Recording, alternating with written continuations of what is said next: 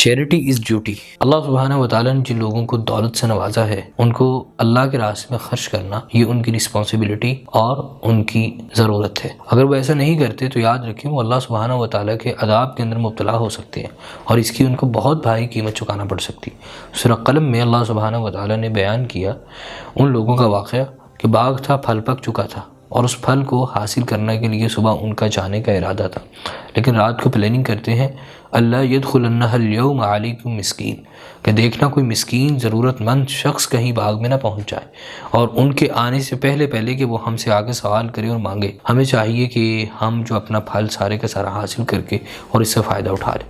صبح کو جب وہ وہاں پر پہنچے تو دیکھا کچھ بھی نہیں ہے، سب کچھ ملیا میٹ ہو چکا ہے اور ایک زمین ہے اس کے سوا کچھ نہیں۔ پہلے انہوں نے سوچا شاید ہم رستہ بھول گئے ہیں، لیکن دیکھا در حقیقت رات کو عذاب آیا، اللہ سبحانہ و تعالیٰ نے ان کے سارے باغ کو تباہ و برباد کر دیا۔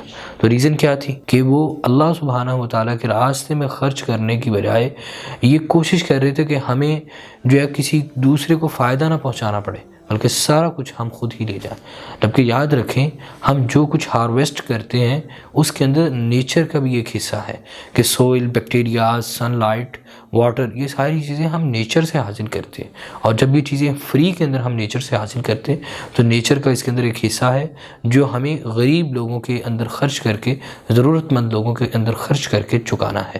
تو اس لیے ضروری ہے کہ ہم اللہ کے دیے ہوئے مال میں سے اس کے راستے میں خرچ کریں۔ یہ چیریٹی جو ہے یہ ہماری ڈیوٹی ہے۔